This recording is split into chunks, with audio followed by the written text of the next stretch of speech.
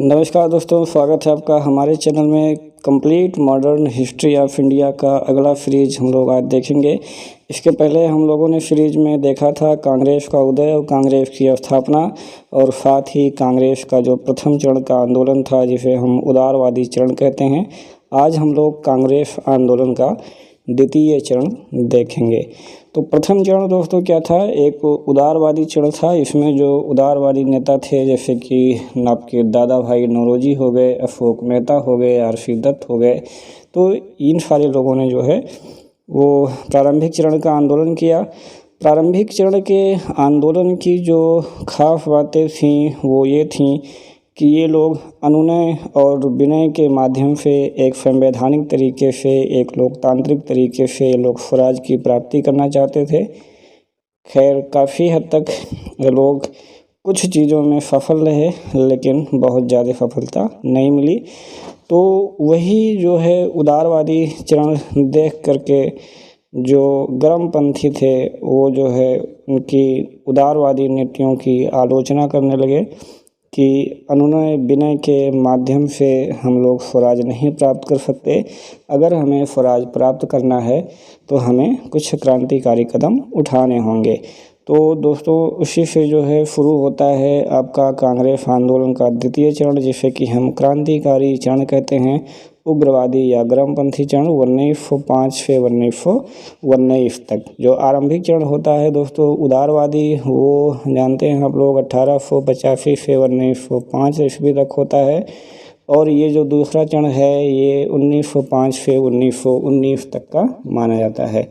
तो आइए दोस्तों शुरू करते हैं कांग्रेस आंदोलन का द्वितीय चरण, उग्रवादी गर्मपंथी चरण 1905 से 1919 ईस्वी।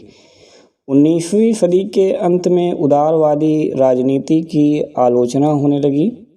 इसी के साथ भारतीय राजनीति में उग्रवादी चरण का उद्भव हुआ। तो 19वीं सदी के अंत में जाते जाते क्या हुआ कि जो उदारवादी नीतियां थीं, जैसे कि हमने बताया कि अनुनय विनय और संवैधानिक तरीके और लोकतांत्रिक तरीके से लोग स्वराज की प्राप्ति करना चाहते थे, इसलिए लोगों को ज़्यादा सफलता नहीं मिली। और इससे जो गर्मपंथी वाले थे वो जो है इससे नाराज़ हुए और उनकी आलोचना भी होने लगी। तो यही सब कारण थे कि उग्रवादी चरण का वो उद्भव हुआ। उग्रवादी आंदोलन के उदय में समकालीन अनेक राष्ट्रीय और अंतर्राष्ट्रीय कारक भी सक्रिय रहे। उदारवादियों ने अपने लेखों के माध्यम से ब्रिटिश राज्य के वास्तविक चेहरे को बेनकाब कर दिया। ये जो है इनकी सफलता थी, जिसकी मैंने अभी चर्चा की थी कि कुछ हद तक वो सफल भी रहे थे। उन्होंने यह सिद्ध किया कि भारत की जो गरीबी है, बेरोजगारी है, आर्थिक पिछड़ापन है, अकाल है, ऋणग्रस्तता है आदि सभी जो मूल कारण हैं वो ब्रिटिश औपनिवेशिक नीतियां ही हैं। ठीक है, तो इन्होंने ऐसा कहा। और इस बारे में हम लोग जानते हैं कि दादा भाई नौरोजी और आर.सी. दत्त ने जो है सर्वप्रथम जो है जो ड्रेन ऑफ वेल्थ की जो थ्योरी दी थी, यानी कि धन निर्गमन, उसी के माध्यम से भारत के लोगों को उन्होंने समझाया था, बताया था कि कैसे जो है भारत का धन जो है वो इंग्लैंड जा रहा है और भारत जो है गरीबी, बेरोजगारी और आर्थिक पिछड़ेपन में जो है वो ग्रस्त होता जा रहा है। तो यही सारी चीज़ें इसमें आपको बताई गई हैं। कांग्रेस की नीतियों तथा उसकी उपलब्धियों के प्रति जन असंतोष से भी जो है वो उग्रवाद के उदय में सहायता मिली। उग्र नेताओं का मानना था कि कांग्रेस की आवेदन निवेदन नीति से हमें कुछ हासिल होने वाला नहीं है। तो उग्र नेता ऐसे मानते थे कि ये जो आवेदन निवेदन करते हैं इससे हमें कुछ हासिल होने वाला नहीं है। उधर अमेरिका और फ्रांस, जर्मनी, इटली के जो राष्ट्रीय आंदोलनों की सफलता थी उसने यह स्पष्ट कर दिया था कि संवैधानिक तरीके से स्वराज की प्राप्ति नहीं की जा सकती है, यानी कि हमें जो है वो उग्रवादी या क्रांतिकारी आंदोलन करना ही पड़ेगा इनको बाहर निकालने के लिए।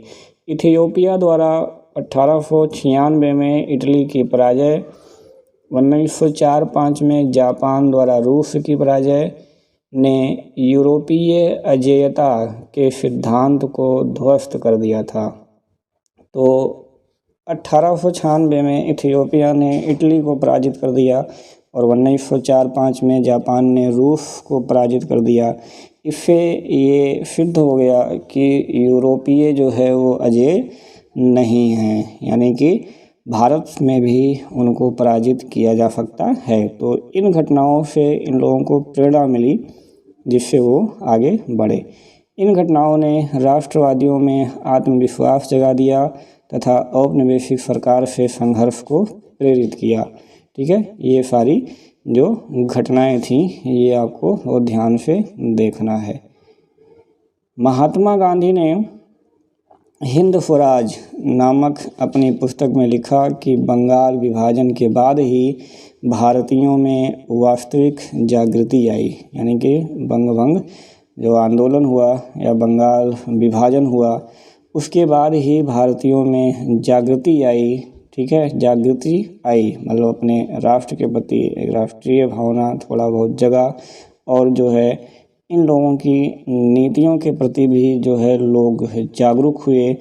इसके लिए हमें कर्जन को धन्यवाद देना चाहिए क्योंकि लॉर्ड कर्जन ने ये क्या किया था, बंगाल का विभाजन किया था। अब हम लोग देखेंगे उग्र राष्ट्रवाद के उदय के कारण और गरम दल के नेता। तो उग्र राष्ट्रवाद के उदय के कारण क्या थे कि ब्रिटिश शासन की शोषणकारी नीतियां थीं, कांग्रेस के आवेदन निवेदन नीति की असफलता थी। इन्होंने बहुत सारे आवेदन और निवेदन किए जो कि असफल रहे। पश्चिमीकरण के विरुद्ध भी जो है वो काफ़ी प्रतिक्रिया चली। अंतर्राष्ट्रीय घटनाएं जो कि अभी आपको ऊपर मैंने बताया जिससे इन लोगों को प्रेरणा मिली और लॉर्ड कर्जन के कारनामे जो है वो काफ़ी फेमस रहे जिसमें जो है बंगाल का विभाजन काफ़ी महत्वपूर्ण रोल अदा करता है। गरम दल के नेता अगर हम देखें तो बाल गंगाधर तिलक, लाला लाजपत राय और बिपिन चंद्र पाल, इन्हीं तीनों को मिला करके क्या कहा जाता है, लाल बाल पाल। ठीक है, जब भी आपको लाल बाल पाल कहा जाए तो लाला लाजपत राय, बिपिन चंद्र पाल और बाल गंगाधर तिलक। ठीक है, उसके बाद अरविंद घोष भी एक थे गरम दल के नेता में। तो उधर आपको इससे पहले वाले में बताया कि नरम दल के नेता कौन कौन थे और ये गरम दल के नेता कौन कौन हैं। तो इससे भी आपका एक क्वेश्चन बन जाता है कि इनमें से कौन गरम दल का नेता था और कौन नरम दल का नेता था। तो इस बात को भी आपको ध्यान में रखना है। उदारवादी एवं गरमपंथियों में अंतर क्या था, तो हम लोग उस एक कंपैरिजन देखेंगे उदारवादी और उग्रवादियों में। तो जो नरमपंथी थे वो भारत के लिए औपनिवेशिक शासन में वो केवल सुधार चाहते थे, जबकि जो गरमपंथी थे वो क्या चाहते थे, स्वराज चाहते थे। ये अंग्रेज़ों पर विश्वास नहीं करते थे। तो बहुत इम्पोर्टेंट पॉइंटें हैं ये जो कंपैरिजन की हैं।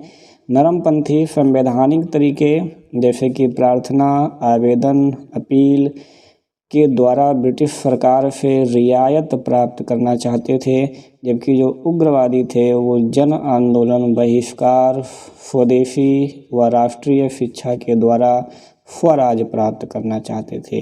तो अभी तक में उदारवादी जो थे वो सुधार चाहते थे, ठीक है, वो स्वराज नहीं चाहते थे, लेकिन जो गरमपंथी थे वो पूरी तरह से स्वराज चाहते थे। ठीक है, चलिए अगला पॉइंट, उदारवादी पश्चिमी शिक्षा संस्कृति के प्रशंसक थे तथा उसी के आधार पर वो भारत का निर्माण करना चाहते थे, जबकि उग्रवादी जो थे वो प्राचीन भारतीय संस्कृति को श्रेष्ठ मानते थे, वह पश्चिमी संस्कृति को हेय समझते थे। तो बहुत ही इम्पोर्टेंट कंपैरिजन है, इसको आपको अपने दिमाग में बिल्कुल बैठा लेना है। उदारवादी राष्ट्रीय आंदोलन शिक्षित व उच्च शहरी वर्ग का प्रतिनिधित्व करते थे, जबकि जो उग्रवादी थे वो मध्यम व निम्न मध्यम वर्ग तथा सामान्य जनता तक इसे आंदोलन को लेकर जाना चाहते थे। उदारवादी धर्मनिरपेक्षता के समर्थक थे, जबकि जो उग्रवादी थे वो संभवतः धर्म के साथ राजनीति को जोड़कर वो जन आधार तैयार करना चाहते थे। तो ये रहा एक कंपैरिजन जो कि काफ़ी महत्वपूर्ण पॉइंटें हैं।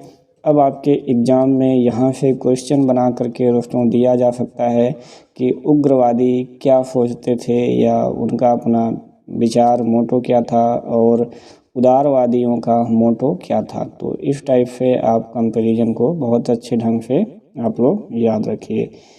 अब हम लोग अगला पॉइंट जो देखेंगे वो बंगाल विभाजन के संबंध में विभिन्न विचार।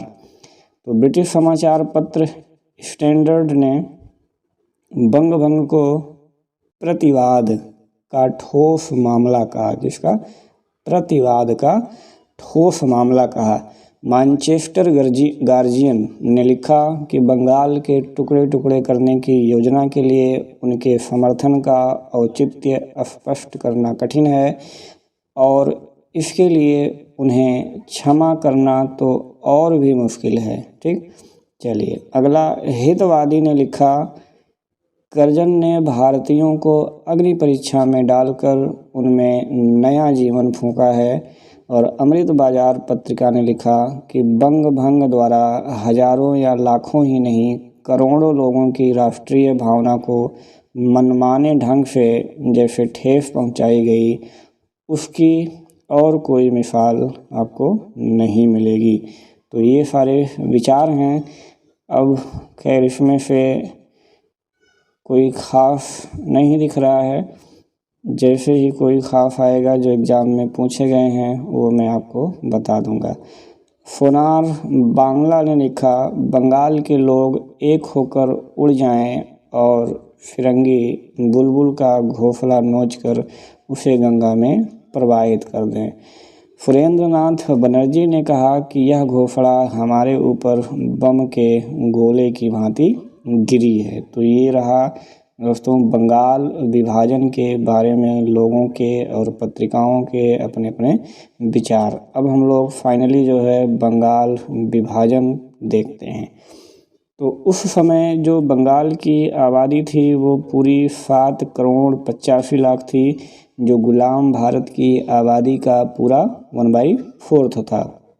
उस समय बंगाल में आजकल के जो पश्चिम बंगाल है, बांग्लादेश है, बिहार है, उड़ीसा है, ये शामिल थे। ठीक, भारत सरकार ने बंगाल का विभाजन करके एक नवीन प्रांत बनाया जिसमें बंगाल के चटगांव, ढाका, राजशाही जिला के पूरे क्षेत्र और मालदा जिला और त्रिपुरा की पहाड़ी राज्य और असम जो है वो सम्मिलित किए गए थे। तो ये नवीन राज्य बना जिसमें ये पूरे शामिल थे।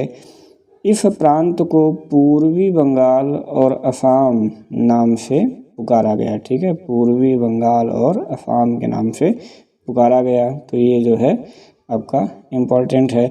भारत सरकार का कहना था कि बंगाल सूबा बहुत बड़ा है, इस कारण प्रशासकीय सुविधा के लिए विभाजन क्या है, आवश्यक है। तो ये बहुत इम्पोर्टेंट पॉइंट है कि सरकार ने इसके पीछे जो अपनी राय रखी वो क्या थी। तो उनका राय यही था कि ये जो बंगाल सूबा है बहुत बड़ा है और प्रशासकीय सुविधा के कारण जो है इसका विभाजन करना आवश्यक है। लॉर्ड कर्जन के अनुसार अंग्रेजी हुकूमत का यह प्रयास कलकत्ता को सिंहासनाच्युत करना था, बंगाली आबादी का बंटवारा करना था, एक ऐसे केंद्र को समाप्त करना था जहां से बंगाल व पूरे देश में कांग्रेस पार्टी का संचालन होता था व साजिशें रची जाती थी। तो ये जो है कर्जन ने जो बताया वही इनका मूल उद्देश्य था। पीछे से इन लोगों का जो मूल उद्देश्य था ये कर्जन ने पूरा जो है वो बता दिया था। ठीक है, इनकी साजिशें थी क्योंकि बंगाल जो है उस समय बहुत बड़ा था, काफ़ी समृद्धशाली था और जो कांग्रेस पार्टी का संचालन होता था वहीं से होता था और जितने भी आंदोलन लगभग शुरू होते थे, विरोध शुरू होते थे, वो खास करके बंगाल से ही होता था। तो बंगाल कुल मिलाकर के एक केंद्र बन गया था। तो उसी केंद्र को ये लोग तोड़ना चाहते थे, लोगों को बांटना चाहते थे कि ये जो यहाँ से विरोध और आंदोलन की भावनाएं उठ रही हैं उसको क्या किया जाए, पूरी तरीके से दबा दिया जाए। तो ये था इनका मेन उद्देश्य। और जो ऑफिशियल उद्देश्य इन्होंने बताया वो ये बताया कि बहुत बड़ा सूबा होने के कारण जो है प्रशासनिक प्रॉब्लम आ रही है। तो ये दोनों चीज़ें आपको ध्यान में रखना है। अगला देखेंगे, भारत सरकार के तत्कालीन गृह सचिव रिफले, उनका कहना था कि अविभाजित बंगाल एक बड़ी ताकत है तथा विभाजन होने से यह कमज़ोर हो जाएगा। हमारा उद्देश्य बंगाल का बंटवारा करना है जिससे हमारे दुश्मन बट जाएं व कमज़ोर पड़ जाएं। तो ये इन लोगों का अंदर से मोटिव जो था वो आप लोग समझ रहे होंगे। सुरेंद्र नाथ बनर्जी, कृष्ण कुमार मित्र और पृथ्वीश चंद्र राय व अन्य नेताओं ने विभाजन प्रस्ताव के खिलाफ बंगाली हितवादी संजीवनी जैसे अखबारों व पत्रिकाओं के माध्यम से आंदोलन छेड़ा। 19 जुलाई 1905 को बंगाल विभाजन की घोषणा कर दी गई। ठीक है, ये डेट आपको याद रखना है। 19 जुलाई 1905 को घोषणा कर दी गई। घोषणा के तुरंत बाद बंगाल के लगभग सभी कस्बों में क्या हुआ, विरोध सभाएं जो है वो आयोजित की गई। तो अभी घोषणा की गई है। 7 अगस्त 1905 को कलकत्ता के टाउन हॉल में एक ऐतिहासिक बैठक में स्वदेशी आंदोलन, ये बहुत इम्पोर्टेंट पॉइंट है, स्वदेशी आंदोलन की विधिवत घोषणा की गई। इस बैठक में बहिष्कार प्रस्ताव पारित हुआ। ठीक है, इससे पहले 13 जुलाई 1905 को सर्वप्रथम संजीवनी नामक साप्ताहिक पत्रिका में बहिष्कार को अपनाने का सुझाव दिया गया था। तो ये जो है काफ़ी महत्वपूर्ण पॉइंट है। पूछता है कि स्वदेशी आंदोलन और बहिष्कार आंदोलन कौन सा है। तो स्वदेशी आंदोलन और बहिष्कार जो आंदोलन इसका नाम दिया जाता है वो दोस्तों कौन सा है, वो बंग भंग आंदोलन ही है। ठीक है, तो बंग भंग आंदोलन में ही स्वदेशी आंदोलन यानी स्वदेशी अपनाओ विदेशी का बहिष्कार करो और बहिष्कार प्रस्ताव इसी में ही पारित हुआ था। ठीक है, तो जहाँ भी आपका स्वदेशी आंदोलन आए या बंग भंग आंदोलन आए तो वो दोनों एक ही है। चलिए आगे देखते हैं। 1 सितंबर को सरकार ने यह घोषणा की कि विभाजन 16 अक्टूबर को लागू हो जाएगा। 28 सितंबर 1905 को कलकत्ता के निकट कालीघाट में मंदिर में 50,000 लोगों ने शपथ ली कि विदेशी वस्तुओं का प्रयोग नहीं करेंगे। ठीक है, अभी जो ऊपर एक प्लान बनाया गया कि स्वदेशी यानी कि विदेशी का बहिष्कार करना है, उसमें जो है 50,000 लोगों ने शपथ ली। 16 अक्टूबर 1905 यही डेट आपको याद रखना है जो कि बहुत ही इम्पॉर्टेंट है। 16 अक्टूबर 1905 का दिन पूरे बंगाल में शोक दिवस के रूप में मनाया गया क्योंकि इसी दिन विभाजन को लागू कर दिया गया। रविंद्रनाथ टैगोर के सुझाव पर संपूर्ण भारत में राखी दिवस या फिर रक्षाबंधन दिवस मनाया गया। लोगों ने गंगा में स्नान किया और सड़कों पर वंदे मातरम गाते हुए प्रदर्शन किया।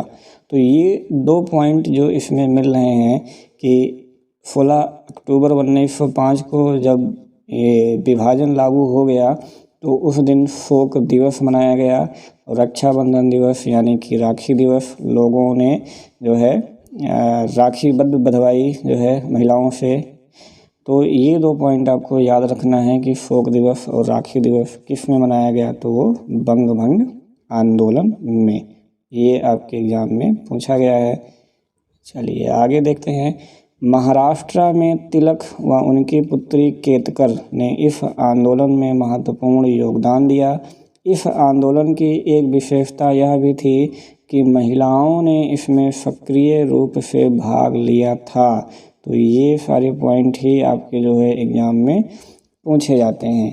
दे दिया कि बंगभंग आंदोलन में किसका समर्थन नहीं मिला, महिलाओं का, उच्च वर्गों का, विद्यार्थियों का और निम्न वर्गों का। तो ऐसे ही आपका क्वेश्चन जो है वो यूपीएससी बना करके पूछता है या और भी जो एग्ज़ाम है उसमें भी आता है। परंतु यह आंदोलन बंगाल के किसानों को प्रभावित नहीं कर सका। फिर अनदर एक क्वेश्चन बना सकता है कि इसमें कौन शामिल नहीं हुए। ठीक, वस्तुतः यह आंदोलन शहरों के उच्च मध्यम वर्ग तक ही सीमित रहा, यानी कि उच्च मध्यम वर्ग, उच्च व मध्यम वर्ग, इसमें एक स्पेस चाहिए, उच्च और मध्यम वर्ग और महिलाएं, ये तीन जो हैं इसमें सक्रिय रहीं और किसान जो है इसमें भाग नहीं लिए। ये आपको डिफरेंशिएट करना है और यही मेन पॉइंट आपको नोट करना है। स्वदेशी माल की सप्लाई के लिए अनेक स्थानों पर स्वदेशी स्टोर खोले गए। सर्वप्रथम आचार्य प्रफुल्ल चंद्र राय ने बंगाल केमिकल स्वदेशी स्टोर खोला था। तो विदेशी का बहिष्कार और स्वदेशी अपनाओं के तहत जो है कई स्थानों पर स्वदेशी स्टोर खोले गए और सबसे पहले आचार्य प्रफुल्ल चंद्र राय ने बंगाल केमिकल स्वदेशी स्टोर जो है वो खोला था। बंगाल विभाजन विरोधी आंदोलन ने राष्ट्रीय शिक्षा को भी बढ़ावा दिया। तो स्वदेशी के अंतर्गत जो है राष्ट्रीय शिक्षा को भी बढ़ावा मिला। नवंबर 1905 को रंगपुर नेशनल स्कूल की स्थापना हुई। रंगपुर नेशनल स्कूल की स्थापना वो हुई। ठीक, चलिए आगे देखते हैं। बंगाल में राष्ट्रीय शिक्षा को फैलाने का सबसे बड़ा कार्य वो डॉन सोसाइटी ने किया। यह विद्यार्थियों का संगठन था। डॉन सोसाइटी विद्यार्थियों का संगठन था। इसके सदस्य कौन थे? सचिव सतीश चंद्र मुखर्जी थे। इसके जो सचिव थे वो सतीश चंद्र मुखर्जी थे। डॉन सोसाइटी विद्यार्थियों का संगठन जिसने बंगाल में राष्ट्रीय शिक्षा को फैलाने का काम किया था।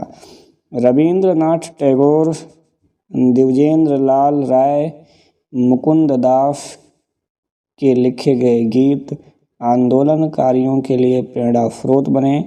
टैगोर ने उस समय बंगाल के स्वाधीनता संघर्ष को तेज करने के लिए प्रेरणा स्रोत का जो गीत लिखा था आमार सोनार बांग्ला, ये बहुत ही इम्पोर्टेंट पॉइंट है दोस्तों। आमार सोनार बांग्ला वह 1971 में बांग्लादेश का राष्ट्रगान बना। 1971 में बांग्लादेश का राष्ट्रगान बना आमार सोनार बांग्ला। तो रविंद्रनाथ टैगोर महोदय ने आमार सोनार बांग्ला वो बांग्लादेश का राष्ट्रीय गान बना और जो जनगण मन लिखा था वो भारत का राष्ट्रगान बना। कला के क्षेत्र में अवनींद्रनाथ टैगोर ने भारतीय कला पाश्चात्य आधिपत्य को तोड़ा तथा स्वदेशी पारंपरिक कलाओं व अजंता की चित्रकला से जो है वो प्रेरणा लेनी शुरू कर दी। 1906 में स्थापित Indian society of oriental arts की पहली छात्रवृत्ति जो है वो भारतीय कला के मर्मज्ञ नंदलाल बोस को मिली थी। तो ये पॉइंट आपको जानना है। चलिए अब उसके बाद हम लोग देखते हैं दिल्ली दरबार, जो कि काफ़ी फेमस है। 1911 में लगता है। दिसंबर 1911 में ब्रिटिश सम्राट जॉर्ज पंचम का जो है वो दिल्ली में आगमन हुआ। 12 दिसंबर को दिल्ली में एक दरबार आयोजित किया गया। यहाँ तत्कालीन वायसराय जो थे वो लॉर्ड हार्डिंग ने सम्राट की ओर से घोषणा की कि बंग भंग यानी कि बंगाल का जो विभाजन है वो रद्द कर दिया जाएगा। कितनी अच्छी बात थी, बंगाल का विभाजन जो है वो रद्द कर दिया जाएगा। दिल्ली दरबार में जो है घोषणा हुई और भारत की जो राजधानी है वो कलकत्ता से हटाकर कहाँ बनाई जाएगी? दिल्ली। तो जॉर्ज पंचम के स्वागत में ही रविंद्रनाथ टैगोर ने जनगण मन गाया था दोस्तों। तो बंग भंग आंदोलन में जो है इन्होंने आमार सोनार बांग्ला गाया, तो बांग्लादेश का राष्ट्रगान हो गया। और जॉर्ज पंचम के स्वागत में जनगण मन गाया, तो ये भारत का जो है वो राष्ट्रगान हो गया। तो 1911 में जब जॉर्ज पंचम आए तो उन्होंने घोषणा की कि बंगाल का विभाजन समाप्त कर दिया जाएगा, बहुत इम्पोर्टेंट पॉइंट। और जो भारत की राजधानी है वो कलकत्ता से हटाकर दिल्ली कर दी जाएगी, ये भी बहुत इम्पोर्टेंट पॉइंट। अब 1911 में घोषणा किया गया तो फिर 1912 में इसे क्रियान्वित कर दिया गया, यानी कि 1912 में क्या हुआ कि दिल्ली जो है वो भारत की राजधानी बन गई। कब? 1912 ईस्वी में, उससे पहले कलकत्ता थी। अब देखेंगे दोस्तों कांग्रेस का विभाजन। तो बंगाल विभाजन के बाद जो परिस्थितियां उत्पन्न हुई उसका एक प्रत्यक्ष परिणाम ये आया कि कांग्रेस के अंदर नरमपंथियों और राष्ट्रवादियों के मध्य में क्या हो गया, वो विरोध उत्पन्न हो गया। 1905 के बनारस अधिवेशन में गोखले ने बंग भंग की आलोचना की थी और स्वदेशी आंदोलन का समर्थन किया था। यहाँ पर पहला झंडा प्रिंस ऑफ वेल्स के प्रस्ताव पर हुआ था, पहला झगड़ा प्रिंस ऑफ वेल्स के प्रस्ताव पर हुआ था। लाला लाजपत राय और तिलक ने इसका विरोध किया, फिर भी नरमपंथी इस प्रस्ताव को पास कराने में सफल रहे। तो प्रिंस ऑफ वेल्स का जो प्रस्ताव था उस पर जो है लाला लाजपत राय और तिलक ने विरोध किया, लेकिन नरमपंथी जो है तब भी जो है इस प्रस्ताव को पास कराने में सफल हुए। यहीं से जो है वो धीरे धीरे इन लोगों के बीच में दरारें पैदा होती गईं। तो नरमपंथियों व राष्ट्रवादियों के बीच दरार 1906 के अधिवेशन में और भी बढ़ गई। तिलक का सुझाव था कि लाला लाजपत राय को अध्यक्ष बनाया जाए। तिलक का सुझाव था कि लाला लाजपत राय को अध्यक्ष बनाया जाए, जबकि नरमपंथियों ने दादा भाई नौरोजी को अध्यक्ष बना दिया। तो अंततः जो है फिर मामला शांत हो गया, बहुत ज़्यादा नहीं हुआ। चलिए सूरत अधिवेशन देखेंगे 1907, जो कि काफ़ी महत्वपूर्ण है। इसी के बाद जो है इन दोनों में विभाजन हो जाता है। तो विभाजन कब हुआ? सूरत अधिवेशन 1907 में, ये आपको ध्यान रखना है। तो सूरत अधिवेशन में जो राष्ट्रवादी थे लाला लाजपत राय को अध्यक्ष बनाना चाहते थे, जबकि नरम दल वाले रास बिहारी घोष को प्रत्याशी बनाना चाहते थे। ठीक है, तो तिलक घोष के अध्यक्ष पद के चुनाव के लिए राजी हो गए, लेकिन उन्होंने इसके लिए जो है वो 2 शर्तें भी रखी। कौन कौन सी शर्तें थीं कि कांग्रेस के कलकत्ता अधिवेशन में जो प्रस्ताव स्वराज स्वदेशी बहिष्कार के बारे में पास किया गया था उसे जो है फिर से पास किया जाए। दूसरा ये था कि घोष के भाषण के जिस अंश में राष्ट्रवादियों की आलोचना है उसे हटा दिया जाए। तो ये 2 जो है प्रस्ताव, 2 शर्तें जो है तिलक ने रखी कि अगर ये 2 शर्तें कर दो तो घोष के पद के लिए जो राष्ट्रवादी हैं वो भी मान जाएंगे। तो नरमपंथी किसी भी प्रकार के समझौते के लिए फिर तैयार नहीं हुए और रास बिहारी घोष को अध्यक्ष बने। अब यहीं से जो है मामला फिर और तेज हो गया। तिलक ने सारा दोष जो है अपने ऊपर ले लिया और फिर नरमपंथी जो है वो नहीं माने। नरमपंथी राष्ट्रवादियों की आपत्ति के बावजूद अपने को इंडियन नेशनल कांग्रेस कहते रहते। नरमपंथी राष्ट्रवादियों की आपत्ति के बावजूद भी अपने को इंडियन नेशनल कांग्रेस कहते रहते, जबकि राष्ट्रवादी अपने को नेशनलिस्ट पार्टी कहने लगे। तो अब यहीं से जो है वो अलग हो गए। इस प्रकार जो है 1907 में क्या हो गया, कांग्रेस का विभाजन हो गया। ठीक है, चलिए अब हम लोग कुछ और कारणों पर चर्चा करेंगे जो नरम दल और गरम दल के बीच दूरी बढ़ाने में सहायक हुए। तो 1893 में तिलक ने गणपति समारोह, यानी जिसे कि गणेश उत्सव कहते हैं, बहुत इम्पोर्टेंट पॉइंट है, एग्जाम में आया है, का प्रयोग जो है राष्ट्रवादी विचारों के प्रचार प्रसार के लिए किया। ठीक, 1895 में शिवाजी समारोह, ये भी काफ़ी महत्वपूर्ण है, को राष्ट्रीय त्यौहार के रूप में तिलक ने स्थापित किया। तो 2 चीज़ें, एक गणेश उत्सव और एक शिवाजी समारोह। 1895 के पूना अधिवेशन में तिलक ने तत्कालीन कांग्रेस नेतृत्व पर साफ आरोप लगाया कि वह कांग्रेस को आम जनता तक नहीं ले जाना चाहते हैं। ठीक है, सबसे बड़ी बात। 1896-97 में फिर महाराष्ट्र में अकाल पड़ा और अकाल ग्रस्त किसानों को तिलक ने भू राजस्व देने से मना कर दिया। सरकार ने किसानों को भड़काने के आरोप में तिलक को 1.5 वर्ष की सज़ा सुना दी। ठीक है, तो अब हम देखेंगे कि राजनीतिक कारणों से देश के लिए जेल जाने वाले पहले व्यक्ति कौन थे? बाल गंगाधर तिलक। तो ये आपके एग्ज़ाम में पूछा गया है और ये एक जीएफजी के टाइप का भी क्वेश्चन आपका बन सकता है। तिलक ने अपने उनका पत्र था एक केसरी ने 4 जुलाई 1904 के अंक में लिखा था कि हमारा श्रम किसी भी तरह सफल नहीं होगा यदि हम साल में एक बार मेढक की तरह टर करेंगे। तो उन्होंने साफ कहा भैया साल में एक बार मेढक की तरह टर करोगे तो इससे कुछ नहीं होने वाला है। आवश्यकता है कि साल भर टर रहो। ठीक है, जब तक साल भर नहीं टर रहोगे तब तक कुछ नहीं होने वाला है। तो युद्ध काल में अब कांग्रेस के अधिवेशनों के बारे में देखेंगे। प्रथम विश्व युद्ध के दौरान हिंदुस्तान के राजनीतिक मंच पर कई महत्वपूर्ण परिवर्तन हुए। इनमें से कांग्रेस में गरम दल का विलय भी हो गया और कांग्रेस मुस्लिम पैक्ट हो गया और होम रूल लीग आंदोलन हो गया। तो ये 3 चीज़ें जो है बहुत ही महत्वपूर्ण हैं।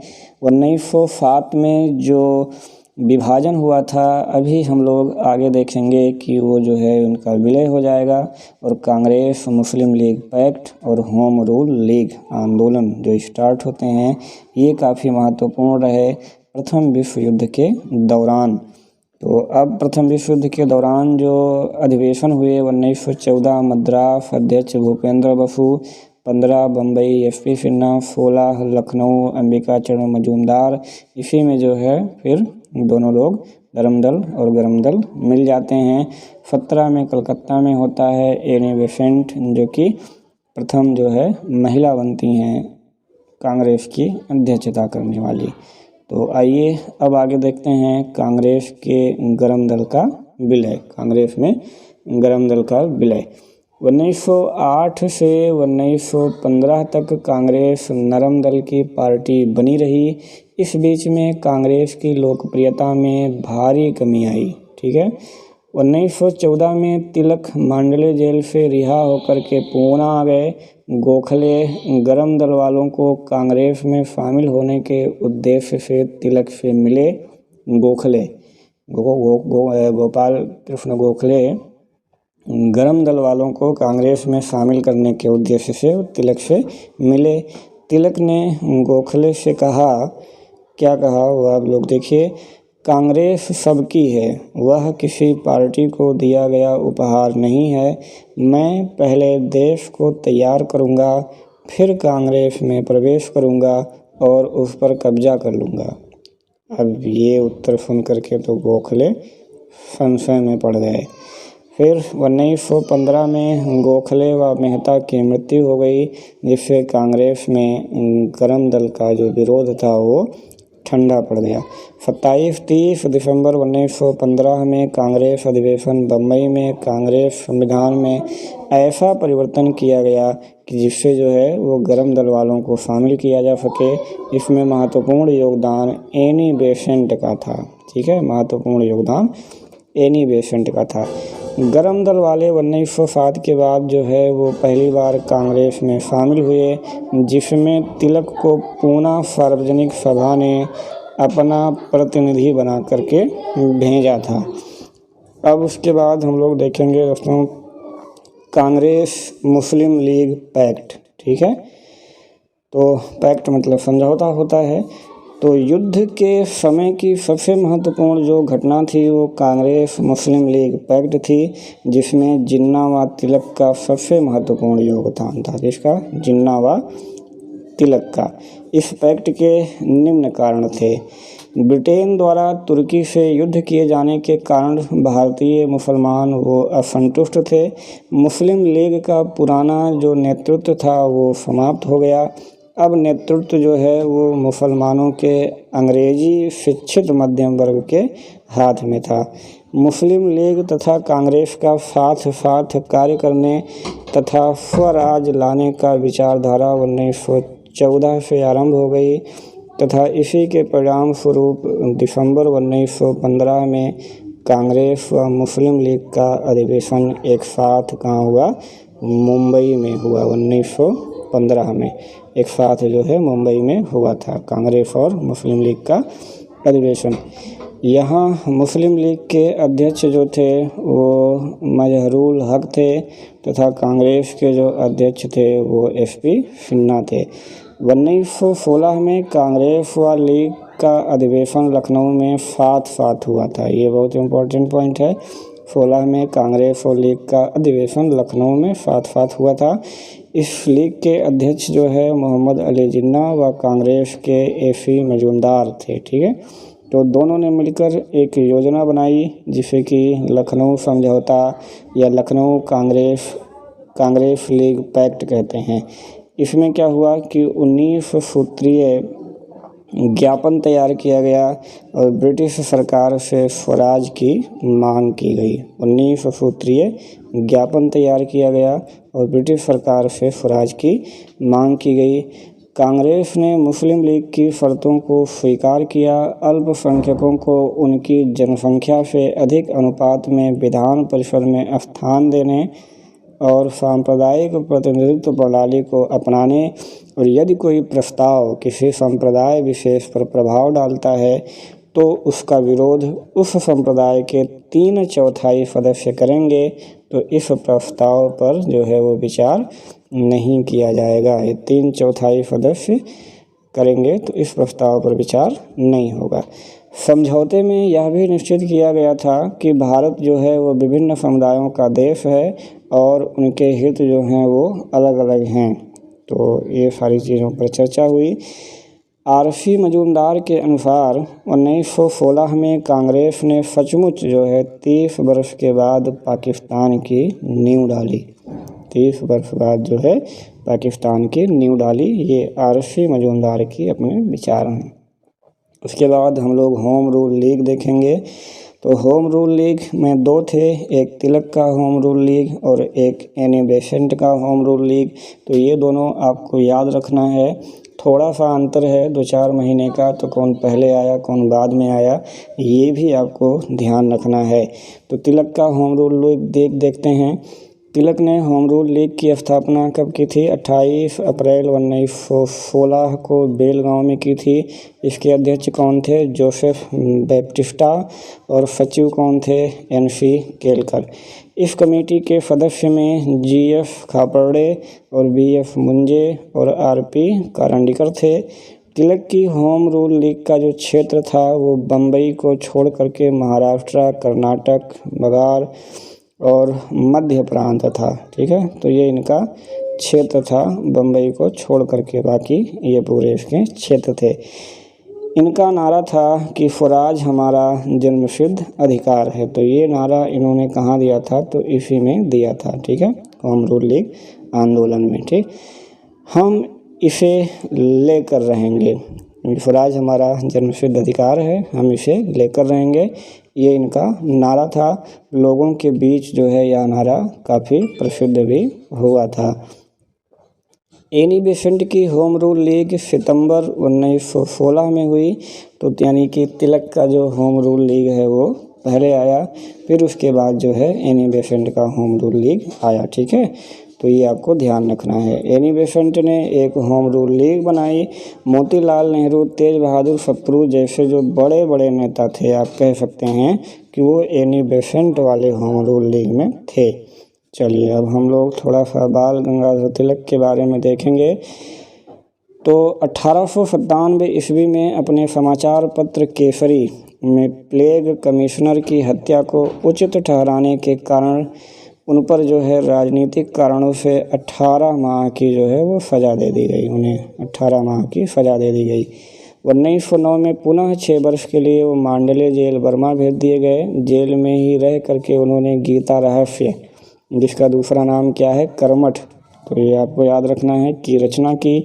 इसके अतिरिक्त उन्होंने ओरायन तथा आर्कटिक होम ऑफ वेदाज, तो ये बहुत इम्पोर्टेंट हैं।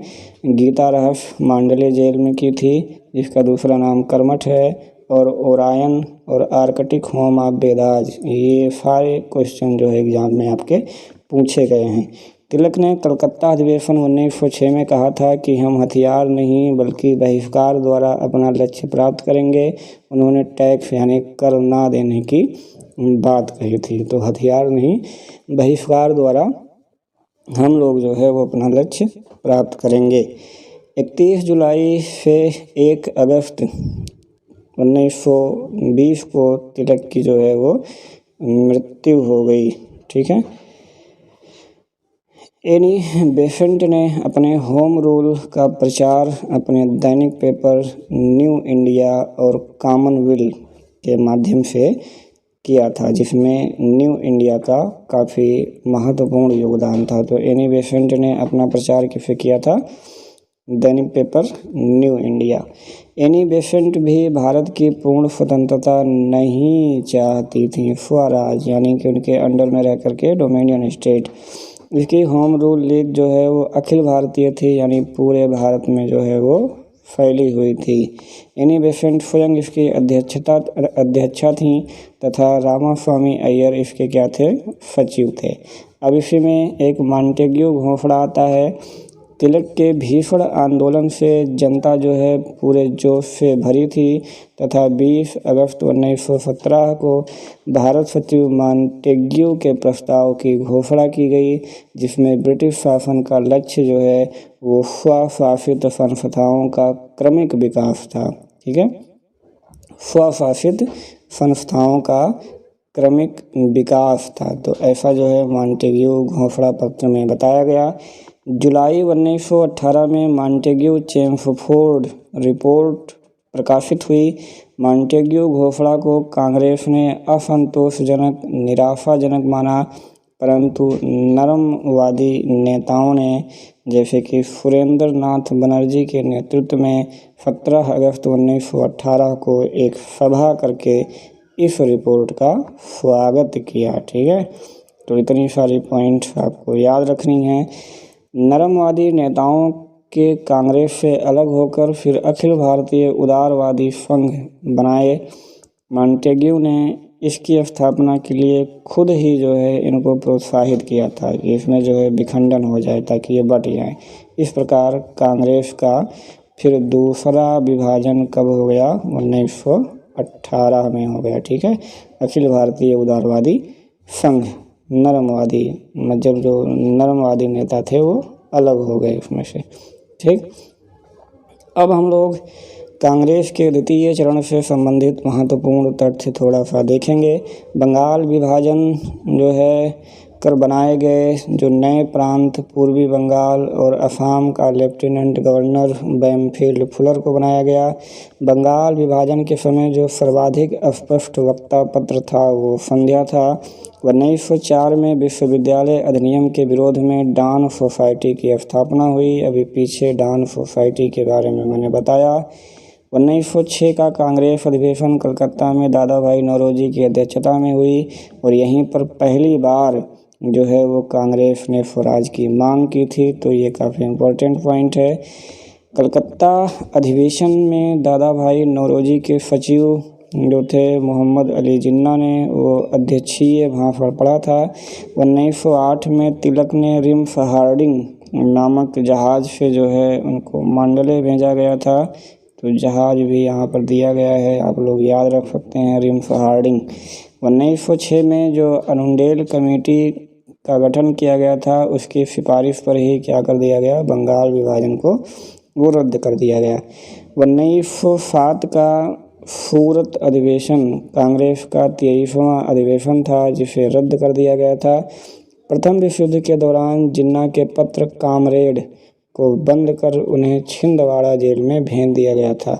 1908 में तिलक को गिरफ्तार किए जाने पर जिन्ना उनके वकील के रूप में जोरदार जो है वकालत किए थे जिन्ना। चलिए, 1914 में एनी बेसेंट कांग्रेस में शामिल हुई।